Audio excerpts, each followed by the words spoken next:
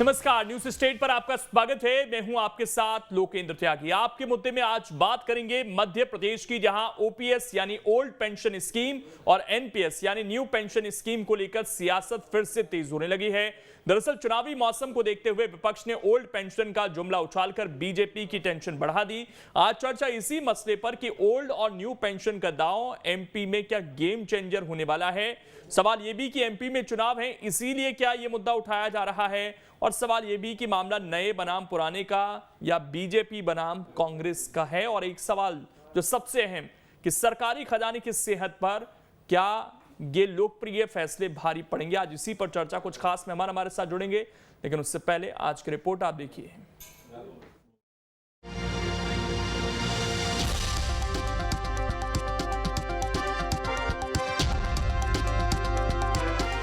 मध्य प्रदेश में कांग्रेस सरकार बनते ही हम पुरानी पेंशन योजना लागू करेंगे। जी हां, मध्य प्रदेश में भी ओल्ड पेंशन स्कीम का जिन्न बाहर आने लगा है। जैसे जैसे एमपी में चुनाव की घड़ी नजदीक आ रही है, वैसे वैसे कांग्रेस ने अपनी खोई जमीन तलाशने के लिए पुरानी पेंशन की चौपाल बिछानी शुरू कर दी है।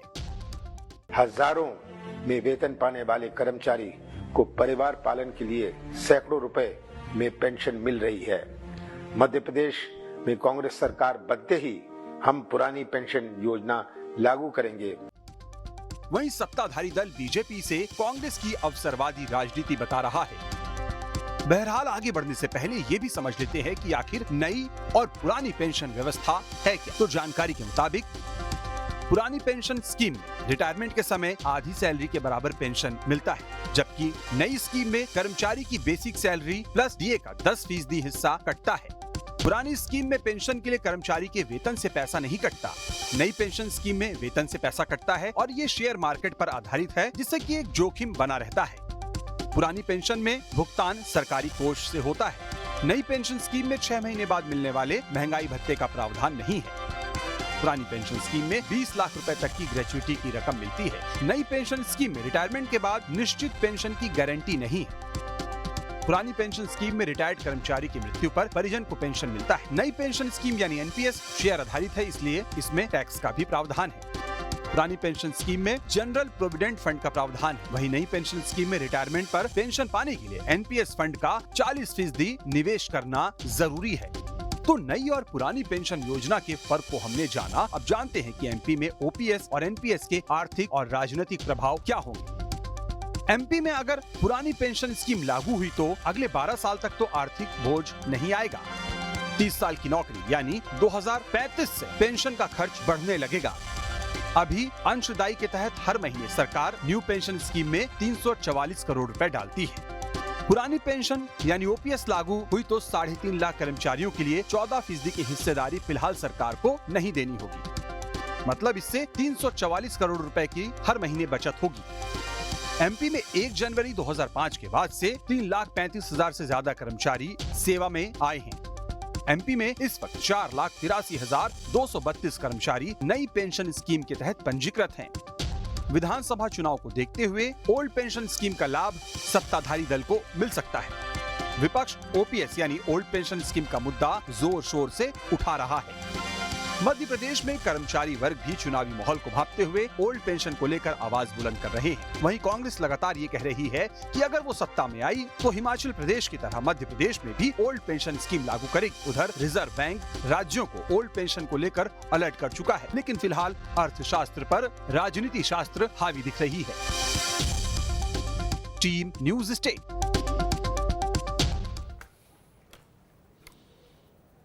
और चर्चा करने के लिए खास मेहमान इस वक्त हमारे साथ जुड़ गए हैं। सबसे पहले परिचय करा देता हूं। एसके मिश्रा जी हैं, अर्थशास्त्री हैं। अशोक पांडे जी हैं, अध्यक्ष हैं एमपी कर्मचारी संघ के। प्रदीप माहौर जी हैं, नेता हैं बीजेपी के। और रवि सक्सेना जी हैं, महासचिव हैं एमपी कांग्रेस के। आप चारों का बहुत बहुत स्वागत है। प्रदीप माहौर जी, शुरुआत आपसे ही।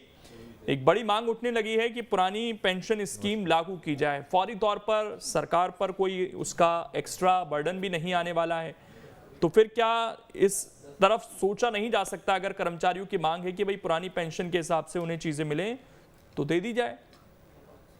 देखिए क्या है, क्या हमको अभी देश कुछ दिन चलाना है या फिर लंबे समय तक चलाना है? ठीक है, भारत में अभी इस समय पे अगर जितने भी स्टेट्स हैं उन सबको हम एसिमुलेट कर लेते हैं टोटल, तो 1990 में 3131 करोड़ हम पेंशन बांटते थे। आज हम 2,08,473 crore per month, lakh crore per month हम लोग पेंशन पर ईयर जो है पेंशन हम लोग बांटते हैं। तो अगर इस पेंशन को हम पूरा एसिमुलेट करते हैं, इसको प्रोडक्टिव कामों में अगर लगाया जाता है इस पेंशन को, तो इसका जो रिटर्न है वो डिफरेंट होगा। दूसरी चीज, सरकार ये नहीं बोल रही है कि न्यू पेंशन स्कीम में पेंशन नहीं मिलेगी। न्यू पेंशन स्कीम में 10% जो है वो, एक आवाज आ रही है, 10% जो है वो सैलरी से काटा जाएगा और 14% जो है वो सरकार उसमें कंट्रीब्यूट करेगी, और उस पैसे को रखा नहीं जाएगा, उस पैसे को स्टॉक मार्केट में यानी मार्केट लिंक करा जाएगा, जिससे कि वो पैसा भी ग्रो हो, वो पैसा बिजनेस में लगे, व्यापार में लगे, देश की प्रगति में लगे।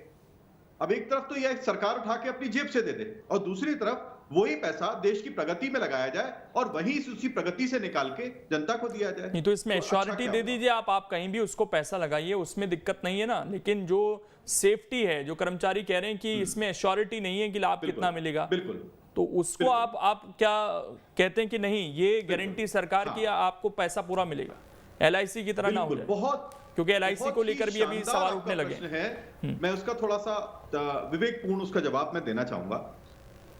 देखिए, एवरेज रिटर्न मार्केट का अगर हम भारत का कैलकुलेट करते हैं तो करीब करीब 19.7% स्टॉक मार्केट लगातार ईयर ऑन ईयर देता जा रहा है।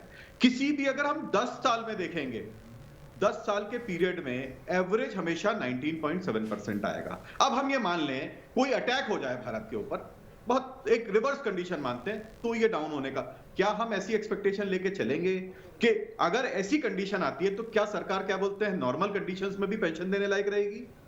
मतलब इतनी विभत्स कंडीशन को हम सोच के, और हम आज लोगों को डरा रहे हैं, लोगों को बोल रहे हैं साहब ऐसा है, कभी ऐसा हो गया हमारा पूरा इंडिया का बिजनेस ही क्रैश कर गया तो आपको पैसे नहीं मिलेंगे। अरे बिजनेस ही क्रैश कर गया तो किसी को नहीं मिलेंगे, तो इसको क्या मिलेंगे? एक व्यक्ति को। तो इस चीज को समझने की वो है, हम भारत की अगर अर्थव्यवस्था पे विश्वास रखते हैं तो हमारी लोएस्ट अर्थव्यवस्था का अगर डाउनफॉल देखा जाए तो हमारा 2003 में एक बार देखा गया है, जिसमें माइनस में आया था 37.2। उसके अलावा किसी भी आप ईयर में देख लीजिए, एवरेज 19.7% आया, और हाईएस्ट जो है वो करीब करीब 130% के आसपास भी रिटर्न आया है किसी ईयर में। तो इस तरह से टोटल एवरेज में अगर ये रिटर्न आ रहा है तो लोगों को उसका बेनिफिट है, फायदा है, लोगों को फायदा उसका मिलने दीजिए।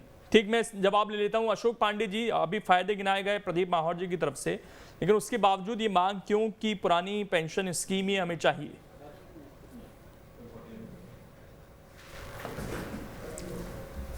त्यागी जी नमस्कार आपको, सबसे पहले कि आपने अपने चैनल से इस मुद्दे को उठाया। जी धन्यवाद। माहौर जी आंकड़ों के मायाजाल में मुद्दे को उलझाना चाह रहे हैं। NPS में प्रदेश के कर्मचारियों को, जो 4,42,141 कर्मचारी दायरे में हैं, उनको किसी प्रकार का कोई लाभ नहीं है। सेवानिवृत्त जो हो रहे हैं उनकी 500 से 1000 रुपये पेंशन बनाई जा रही है। ना तो जो हमारा पैसा जमा हो रहा उसका रिटर्न हमको सही मिल रहा है, और अभी अभी माहौर जी को मैं बता रहा हूँ कि शेयर मार्केट में जो लुढ़का है, अभी नुकसान हुआ है, उस पर भी NPS के जमा पैसे में करोड़ों रुपए का नुकसान NPS धारक कर्मचारियों को हो गया है। कर्मचारियों का भविष्य बाजार में लगाकर, कर्मचारियों के तनख्वाह से प्रति महीने 10% कटौती करके और उस पैसे को बाजार में लगा के कर्मचारियों को कौन सा फायदा पहुंचा रहे हैं? एक तरफ सरकार वृद्धावस्था पेंशन का प्रचार कर रही है और सरकार अपने ही कर्मचारियों को जो 30-30, 40-40 साल सरकार की सेवा करते हैं उनको पेंशन देने से मना कर रही है। NPS योजना थोप दी है, जो सरकार की NPS योजना का विरोध बरसों बरस से कर्मचारी कर रहे हैं, और सरकार हड़दंपा पे उतारू हुए। माहौर जी कह रहे हैं कि आंकड़े में सर हम फायदा पहुंचा रहे हैं। कौन से आंकड़े कह रहे हैं आप? अभी शेयर बाजार में इतना लुढ़का है और कर्मचारियों को नुकसान हुआ, जो कल से 31 तारीख जनवरी को हुए हैं, उनकी पेंशन नहीं बन रही है। 0% दिखा रहा है NPS का। और जल्दी से इस पर जवाब ले लेते हैं प्रदीप जी का, उसके बाद मैं आगे बढ़ता हूँ। दो और मेहमान हैं, प्रदीप जी जल्दी से इस पर जवाब दीजिए। जी कि शेयर देखिए, बाजार क्या है, कब गोता खा जब जाए हमको- सर, इसका भरोसा नहीं है ना कुछ। जी जी बिल्कुल बिल्कुल बिल्कुल मैं इसका उत्तर दे सकता हूं। जी जी बोलिए जल्दी क्या से। होता है, कोई भी गवर्नमेंट एम्प्लॉय एक दिन के लिए काम करता है, एक साल के लिए काम करता है नहीं, उसका टोटल टेन्योर जो होता है वो 30 से 35 साल रहता है। आपने बताया आज शेयर मार्केट गिर गया, मैंने आपको यही चीज बताई, ईयर ऑन ईयर का कैलकुलेशन की बात करी है हमने, ठीक है। ईयर ऑन ईयर के कैलकुलेशन में हमेशा बेनिफिट है और सरकार कुछ नहीं दे रही, ऐसा नहीं है। 10% जो कंट्रीब्यूशन है वो सैलरी से काट के लिया जा रहा है और 14% जो है वो सरकार कंट्रीब्यूट कर रही है। कुल मिला के 24% of the salary per month जमा हो रहा है और वही पैसा जो है निकल के आ रहा है। और आप जो बोल रहे हो कि शेयर मार्केट लुढ़क गया, बिल्कुल भी नहीं, गलत बात। शेयर मार्केट लुढ़कने से पेंशनधारियों को कोई नुकसान नहीं है। और आप बोल रहे हो उनको पेंशन मिलना बंद हो गई शेयर मार्केट गिरने से, बिल्कुल गलत बात। क्योंकि जिस समय वो रिटायर होते हैं उनका पूरा पैसा डेट इंस्ट्रूमेंट में चला जाता है और डेट इंस्ट्रूमेंट से पर मंथ उनकी एक इंस्टॉलमेंट बना के उनको पेमेंट दिया जाता है। और आपने कहां बोल दिया कि अभी उनको पैसा 500 रुपए मिल रहा है? कितने लोग रिटायर होके आ गए 2001 के बाद में? तो आपने ऐसा कैलकुलेशन कर लिया? नहीं बिल्कुल नहीं ये मिल क्या रहा है। है, जमीनी हकीकत देखिए पहले, संभावना आप जमीनी हकीकत देखिए, किए गए हैं। जी बोलिए अशोक जी, बोलिए जल्दी से। बोलिए अशोक जी। जमीनी हकीकत देखिए माहौर जी, अरे कैसी जमीन जमीनी में हकीकत? बिल्कुल मैंने धरातल आपको- खाली है, कर्मचारी परेशान हैं, कर्मचारियों को किसी तरह एनपीएस मंजूर नहीं है, कर्मचारियों पे एनपीएस थोप कर उनकी बुढ़ापे की लाठी ये बात तोड़ आपकी दी गई बिल्कुल है। ठीक है। कर्मचारी बिल्कुल। जो रिटायर हो रहा है एनपीएस के दायरे में, वो दर दर की ठोकर खा रहा है, उसको बच्चे घर से निकाल रहे हैं। आप क्या लाभ दे रहे हैं कर्मचारियों को? कह रहे हैं एनपीएस जी। थोप के, कोई लाभ नहीं हो बिल्कुल, रहा, बिल्कुल। किसी इसका एक मैं प्रतिशत छोटा सा का लाभ जवाब दे सकता कर्मचारी को हूँ नहीं है। आप आंकड़ों छोटा के सा माया जवाब जाल दे में सकता न हूँ क्या? उलझाएं। एनपीएस नहीं, मुद्दा और छोटा सा जवाब दे ओपीएस सकता मुद्दा का हूँ क्या? अंतर बताइए। ओपीएस में देखिए, क्या पहली फायदा है चीज तो- कर्मचारी को और एनपीएस में? हम सरकार की सेवा करते हैं, जी 30 से 40 साल सेवा करते हैं। बिल्कुल। देखिए देखिए सरकार की सेवा सब करते मैं हैं। चाहता हूं एक कि प्राइवेट ये एक ऐसी सरकार की पैरवी कर रहे वो भी व्यक्ति हैं मार सरकार की सेवा करते जी, हैं। जो कि कर्मचारियों का भविष्य सट्टेबाजी पे लगाना एक चाहते सेकंड हैं। बोल सकता हूं? एक मिनट रवि क्योंकि जी, सट्टेबाजी रवि में जी क्यों बोलना लगाना चाह रहे चाहते हैं? एक मिनट, क्योंकि मोदी सरकार जो है, रवि जी इन्होंने बोलिए। कुछ प्रश्न किया, उसका जवाब दे सकता हूं? एक मिनट प्रदीप जी, आ रहा जी। हूँ। रवि जी से एक कमेंट ले लेते हैं उसके बाद। रवि जी, केवल राजनीतिक रूप इनको से जरा चुप करिए ये तो फिर मैं देखा जाए इस मुद्दे को, या वाकई कांग्रेस पार्टी को लगता है कि नहीं? और अगर ऐसा था तो फिर केंद्र से भी एक नियम बन जाना चाहिए था, क्योंकि अटल बिहारी वाजपेयी एक नियम बना के गए, उसको फिर पलटा भी जा सकता था। ठीक बात है। नहीं देखिए, जब जब भारतीय जनता पार्टी की सरकारें आती हैं ये कर्मचारी विरोधी काम करते हैं। और मैंने अभी आपको बताया, अभी मार जी बोल रहे थे हम शेयर मार्केट में लगाएंगे। अरे कर्मचारियों का भविष्य जो है वो सट्टेबाजी पे क्यों लगा रहे हो? और ये सट्टेबाजी पे क्यों लगाना चाहते हैं? क्योंकि इनके मित्रों जैसे अडानी ने अभी जिस तरह से 420 की, जिस तरह से उन्होंने स्कैम किया, घोटाला किया, आज लाखों करोड़ रुपया जो है जनता का डूब गया, LIC का डूब गया, SBI का डूब गया, पंजाब नेशनल बैंक का डूब गया। ये तो अभी प्रूव नहीं हुआ ना मैं इंडिया के आपको अंदर ये तो। कहना चाहता हूं अभी तो एक बाहर कि की रिपोर्ट आई कर्मचारियों का भविष्य जो है, कैसी वैसी बातें कर रहे हैं आप? अपने खुद के बैंकों को डूबा हुआ बता रहे हैं। आप देश विरोधी है क्या? कैसी आप बातें देखिए ना मार्केट, भारत के लोग- अरे अभी मार्केट उठा के देख लीजिए ना, 4000 करोड़ रुपया डूब कांग्रेस गया। होने का मतलब इस देश विरोधी हिंदुस्तान नहीं के होता है। लोगों का लेकिन 4000 समझ करोड़ रुपया डूब गया। आप देशद्रोही हैं, आप देशद्रोही काम करते हैं। आप LIC का पैसा जो है, अपने जो खुद के एक एक पैसा बैंकों को जोड़ के लोग अगर नीचा अपना दिखाएंगे, भविष्य विश्व सुनिश्चित में करना गलत चाहते बात, हैं, बिल्कुल वो गलत। पैसा आप सट्टा बाजार में बिल्कुल लगा रहे हैं। गलत वो पैसा आप सट्टा बाजार में ये लगा रहे हैं। देखिए, ये कांग्रेस SBI की में ये लोगों ने डायलॉगबाजी तो अपनी बचत छोड़िए। का पैसा वहां जमा मैं किया कुछ हुआ एक है। हाँ, तो कुछ मैं एक आपको proper एक बात बोल बात सकता कहना हूं, जरा चाहता 2 हूं, मिनट ही चुप क्यों रहे छोड़िए, क्यों छोड़िए? आप क्या बहुत दुनिया के सबसे बड़े समझदार आदमी हैं? आपने कह दिया कि सट्टेबाजी आप जो में बातें पैसा कर लगाओ, रहे हैं, कर्मचारियों आप क्या का है? भविष्य दांव पे लगाओ। आप क्योंकि अपने ही हमारे देश में मित्रों बैठ के, का- अपने ही हमारे देश का मित्र बैंक जो हैं, खराब, अपनी देश की उद्योगपति कंपनी हैं, खराब, उद्योग- बाहर से कंपनी घोटाले लेके आ बाज जाओ, हैं, आप उनको न्यूट्रल फायदा हुआ न्यूट्रल है। पक्ष ले लेता हूं, उसके बाद मैं प्रदीप जी आ रहा हूं आपके पास। मैं कौन सा न्यूट्रल बैंक पक्ष ले लेता हूं। कौन सा एस के बैंक मिश्रा जी केवल इस मामले में शायद हम सबसे अच्छे जानकार हैं, वो बता पाएंगे। एस के मिश्रा जी, सवाल ये है कि उनकी सरकार ये कह रही है कि क्यों ना उस पैसे को प्रोडक्टिव बनाया जाए। कर्मचारी ये कह रहे हैं कि नहीं, हमें तो आप जो हमारी पुरानी स्कीम है उसको ही दे दीजिए। इसमें दोनों तरफ के पक्ष आपने सुने। मैं आ रहा हूं प्रदीप जी, एक मिनट। एस के मिश्रा जी, आपको क्या लगता है कि बेहतर स्थिति क्या है इकोनॉमी के हिसाब से? त्यागी जी,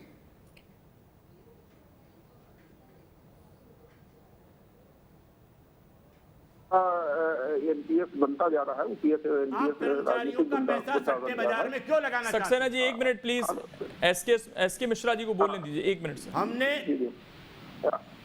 हेलो जी मिश्रा जी बोलिए। हमारा इसमें एक सीधा सा वो है कि जब एनपीएस ले आई तो चूंकि 1991 से दुनिया में और देश में बहुत ज्यादा बदलाव हो रहा था, और बदलाव की प्रक्रिया में ये था कि जो ये एम्प्लॉइज का जो कंट्रीब्यूशन होता है और उसके बाद उनको उससे फंड से जो सैलरी का प्रावधान रहता है, तो उनका उतना अच्छा रिटर्न नहीं मिल पा रहा था जिस हिसाब से मिलना चाहिए था। तो न्यू पेंशन स्कीम लागू करने का मकसद ये था कि जो रिसोर्सेज इकट्ठा रहते हैं, जो रिसोर्सेज होते हैं, उनका बेटर यूटिलाइजेशन हो और उनसे बेटर रिटर्न मिल सके।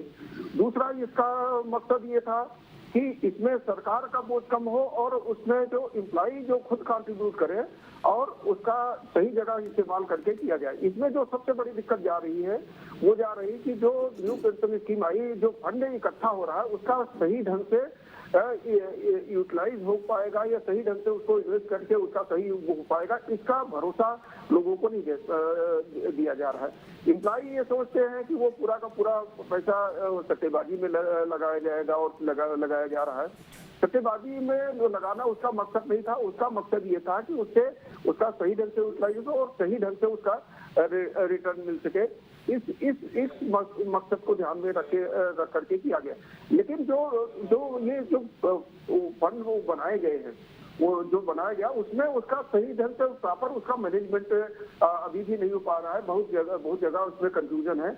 और सरकार ने जब ये देखा था तो वो सिर्फ एम्प्लॉई का उन्हें देखा, क्योंकि जो ऑर्गेनाइज सेक्टर में लगभग 8% एम्प्लॉई काम कर रहे थे जिनको इसका पेंशन का लाभ मिलता था। सरकार को पूरे देश की चिंता करनी है और उसमें जो हमारा 92% इनफॉर्मल सेक्टर का छूट रहा था उनके लिए कोई व्यवस्था नहीं थी। तो एक ऐसी स्कीम लाने की जरूरत थी जिसमें जो हमारे पूरे देश से जो कामगार वर्ग है, वो चाहे सरकारी हो चाहे गैर सरकारी हो, उनको मिलना चाहिए। अगर आप देखिएगा कि अभी ये कहा गया भाई कि हिमाचल प्रदेश में सरकार आई हो, हिमाचल प्रदेश का अगर आप देखिएगा उसका जो फंड जो हो रहा है 80% जो सरकार की रेवेन्यू है वो उस पर जा रही। देश में ऐसे 3-4 स्टेट्स हैं जिनकी इनकम जिनका जो रेवेन्यू जो जनरेट करते हैं, पूरी जो उनकी इनकम है उसका 50% से ज्यादा हिस्सा हिमाचल प्रदेश की तो बहुत खराब स्थिति थी। 80% उसका हिस्सा डेवलपमेंट के काम में ले जा करके वो उसके लिए जा रहे हैं। आप देखिएगा आज भी बात करने जाइए तो बहुत से लोग सरकारी नौकरी में, अगर वो बाबू चपरासी की भी नौकरी मिल जाए तो उनको लगता है कि बेटर है, प्राइवेट नहीं। लेकिन अब धीरे धीरे समय बदल रहा है, लोग प्राइवेट सेक्टर की तरफ जा रहे हैं, लोग सेल्फ एम्प्लॉयमेंट की तरफ जा रहे हैं। सरकार को सिर्फ सरकारी कर्मचारियों की चिंता नहीं करिए, जो सरकारी सेवा में है उनकी केवल चिंता नहीं करनी चाहिए, उनको सबकी चिंता करनी चाहिए। तो इसके लिए जो उनको जो एक चीज जिस पर कर्मचारियों को भरोसा देना होगा और जो नए एनपीएस में आएंगे कि उनका जो फंड होगा उसका बेटर यूटिलाइजेशन होगा। तो कहीं न कहीं उनको जो फंड मैनेजर हैं उनको इधर से करना होगा कि वो सरकार की सिक्योरिटीज हैं, जो बिल्स हैं, उसमें लगाएं जिसमें एश्योर्ड बेनिफिट रहते हैं, जो बैंक के इंटरेस्ट रेट से ज्यादा रहते हैं, जो प्रोविडेंट फंड से ज्यादा रहते हैं।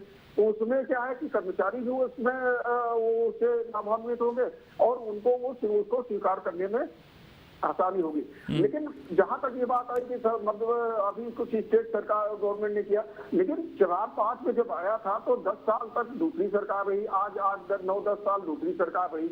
आज ये मुद्दा क्यों बढ़ रहा है? आज इसलिए मुद्दा बढ़ रहा है कि थोड़ा सा इससे पॉलिटिकल माइलेज लिया जा सकता है। अदरवाइज इसमें कर्मचारियों के हित की बात नहीं है, इसमें लोगों के हित की बात नहीं है। कर्मचारियों का हित तब होगा जब जो फंड जो नहीं, तो फिर ये डर क्यों है? ये डर क्या इसलिए है कि पार्टियां समझा नहीं पा रही हैं, सरकारें समझा नहीं पा रही कर्मचारियों को? इसमें सरकार, हमने कहा ना, सरकार जो उनके फंड मैनेजर हैं वो उतना अच्छा नहीं कर पा रहे। बहुत से लोगों को अभी ये तरीका जैसे अभी एक हमारे माननीय जिसमें गेस्ट स्पीकर बोल रहे थे कि सरकार ने पूरा शेयर मार्केट कभी भी जब जो एक रिकरिंग टाइप के जो होता है तो शेयर मार्केट से जो रिटर्न आया है आज तक कभी भी वो बैंक के इंटरेस्ट रेट से बहुत ज्यादा रहा है, उसमें कहीं कोई संकट की बात नहीं है। और आप देखिएगा एनपीएस में थोड़ा सा जो आम बात वो होता है, जो ओल्ड पेंशन स्कीम, मान लीजिए कोई एम्प्लॉई है, उसकी 62 साल में डेथ हो गई, तो उसका जिंदगी भर का जो उसमें कॉन्ट्रीब्यूशन रहता है वो तो करीब करीब खत्म हो जाता है ना। या और मान लीजिए एनपीएस में ये अगर जो लंबे समय के एम्प्लॉई अभी 10-5 साल के हिसाब से देख रहे हैं, अगर जो 30 साल 40 साल की सर्विस करेगा उसमें एनपीएस ओपीएस से बहुत बेटर है। लेकिन राजनीतिक रूप से जो मैं इस पर एक जवाब ले लेता हूं। रवि सक्सेना जी, देखिए आपने एक न्यूट्रल पक्ष सुना यहाँ पर, और फंड मैनेजमेंट की बात कही जा रही है कि सरकार, खासकर राज्य सरकारों के पास, जिनके पास वैसे ही सोर्सेस कमाई के बहुत कम हो गए हैं, वो कहाँ से फंड मैनेजमेंट करेंगे? अगर बहुत ज़्यादा पैसा उनका पेंशन्स पर या सैलरीज पर जाएगा तो डेवलपमेंट के काम कैसे करेंगे? ये सवाल उठाया गया सर। नहीं त्यागी जी, मेरा उस मामले में केवल एक ही बात कहनी है कि अगर इनके फंड मैनेजर फेल होते हैं, जैसे कि हो रहे हैं, तो कर्मचारियों का जो भविष्य का पैसा है वो डूबेगा, तो उसके लिए कौन जिम्मेदार होगा? आप प्रतिभूति दे दें, सरकार प्रतिभूति दे दे कर्मचारी को कि अगर आपका पैसा डूबेगा तो ये पैसा हम भरेंगे, ये पैसा हम आपको देंगे। नहीं, ये तो आपने तो सीधा कर नहीं रहे हैं, ये तो मंशा वो नहीं है। लेकिन आपने जिन राज्यों में लागू कर दिया, हिमाचल का उदाहरण दिया, वहां आप मैनेजमेंट कैसे करेंगे अगर बहुत सारा पैसा आप लोगों का सैलरीज में या पेंशन में जाएगा? इस तरफ भी तो देखना होगा। हिमाचल प्रदेश में सुन लीजिए, हिमाचल प्रदेश में हमारी सरकार नहीं है, वहां भाजपा की सरकार है। हमने अभी उत्तराखंड में सरकार बनाई है सर। हमारी हिमाचल में जो सरकार है उसने वादा किया था इन चुनाव में सर, थोड़ा सा मेमोरी आपकी गलत सर्व कर रही है आज। सॉरी, आई एम सॉरी जी। तो नहीं हो गया बात, मैंने आई एम सॉरी। चलिए ठीक है, ठीक, कोई हिमाचल प्रदेश में हमने चुनाव के पहले ही यह मुद्दा दिया था। झारखंड में, छत्तीसगढ़ में और राजस्थान में हमने ओल्ड पेंशन स्कीम लागू कर दी है, और हमारा ये कहना है कि कर्मचारियों के हितों पर कुठाराघात नहीं होना चाहिए। मैं एक अशोक जी से इस पर रिएक्शन ले लेता हूं। अशोक जी, केवल दिक्कत ये है कि भाई श्योरिटी नहीं है हमारे फ्यूचर की कि हमें वो पैसा मिलेगा या नहीं मिलेगा, या पूरी स्कीम से ही दिक्कत है आप लोगों को? अगर सरकार श्योरिटी दे दे कि कोई डर की बात नहीं है, तो क्या फिर इस नई पेंशन को आप मानने के लिए तैयार हैं, जो कि इतने साल से चली आ रही है? नहीं, मेरा नहीं मानने को तैयार है। एक मिनट, को कोई कर्मचारी स्वीकार नहीं कर रहा है, इसमें भविष्य अंधकार में है, और ओपीएस ही हमें मंजूर है क्योंकि वो हमारे बुढ़ापे की लाठी है और ये हमारा संवैधानिक अधिकार है। एक तरफ तो सरकार सांसद विधायकों को, जो जनप्रतिनिधि हैं, जनसेवक हैं, जो कभी रिटायरमेंट नहीं होते, उनको एक की जगह 2 पेंशन दे रही है। नहीं तो ये इतने साल बाद मुद्दा क्यों बन रही है चीज? इसका जो नुकसान है एकदम से क्यों दिखना शुरू हुआ है सर? नुकसान होगा, इसका नुकसान इतने समय बाद क्यों दिखना शुरू हुआ कर्मचारी? ये लंबे समय से दिख रहा है, लंबे समय से दिख रहा है, और लंबे समय से ये मांग चल रही है। सुप्रीम कोर्ट तक में याचिका दायर की गई है, हाई कोर्टों में याचिका दायर की गई है, लेकिन सरकार हठधर्मिता पे उतारू, चाहे कोई भी सरकार रही हो, उसने कर्मचारियों का दोहन किया है, कर्मचारियों के अधिकारों को हनन किया है, और अब कर्मचारियों के भविष्य से खिलवाड़ कर रही है। प्रदीप जी इस पर कुछ कहना चाह रहे हैं? प्रदीप जी, सारा खेल तो यही है कि आप श्योरिटी कैसे देंगे? आपने आंकड़ेबाजी तो बता दी कि 19% का रिटर्न रहा है, लेकिन क्या सरकार गारंटी लेने के लिए तैयार है? और क्योंकि ये चुनावी मुद्दा भी है सर, और कर्मचारी तो अब सीधे तौर पर कह रहे हैं कि हम समर्थन नहीं करेंगे सरकार का अगर हमारी मांगे नहीं मानी जाती हैं। तो क्या ये प्रेशर पॉलिटिक्स भी हो रही है इस वक्त? देखिए, ये प्रेशर पॉलिटिक्स ठीक है। अशोक पांडे जी जरा बोलने दीजिए। एक मिनट प्रदीप जी से जवाब दीजिए। ठीक है, गुजरात में भी कांग्रेस ने यही किया था। क्या होता है, देखिए, ये पूरा का पूरा मुद्दा फ्रीबीज का है। हम सरकार से पैसा उठा के लोगों के हाथ में देते हैं, या उस पैसे को प्रोडक्शन में लगाएं, प्रोडक्टिव बनाएं, प्रोडक्टिव बना के लोगों को स्वयं पेंशन का चेहरा है आपको। अशोक पांडे जी 2 मिनट जरा बात पूरी कर लें। देखिए ऐसा अच्छा नहीं लगता है। अधिकार को सुनिए, बात पूरी कर लें। उनके परिवार अशोक जी देखिए, बीच में मत बोलिए, बीच में मत बोलिए, है ना। देखिए, प्रोडक्टिव बनाए या फिर उस पैसे को लोगों को।